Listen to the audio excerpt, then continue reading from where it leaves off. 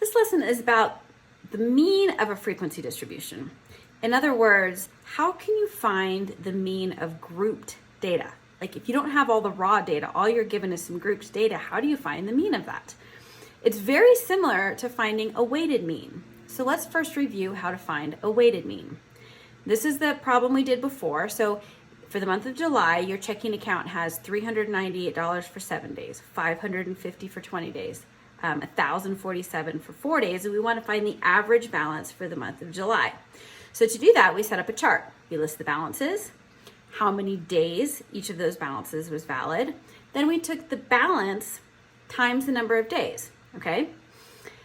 Then we added all that together. So over the course of 31 days, the balance was almost $18,000. So we take that $18,000 divided by 31, and you can see that the average balance for the checking account for that month was $580. Okay, the mean of a frequency distribution is going to be very similar. In a survey of females in a local tennis club, each female was asked for her height. This data was organized into a frequency distribution and it was distributed to the coaches. All right, now, without the original data, how could a coach find the mean of the height of females at the tennis club?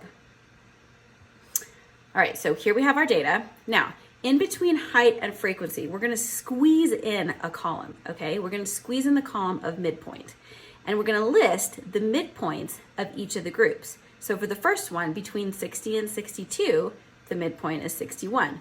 Between 63 and 65, the midpoint is 64, and so on, all right? Now, let's see, we can add up the frequencies. So it looks like 18 females were measured. Now we're gonna do midpoint times frequency. 61 times 4, 64 times 5, 67 times 8, 70 times 1. Add all those up. So the sum of that, the sum of midpoint times frequency is 1,170.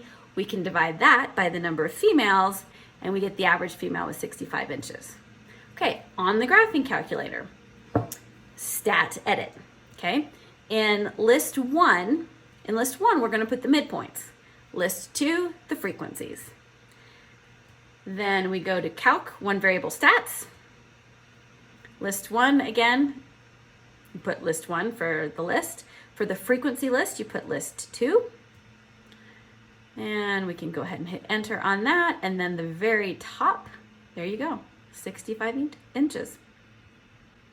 All right, so finding the mean of grouped data is actually very simple. You need to find the midpoint first, then midpoint times frequencies. Thanks for being here.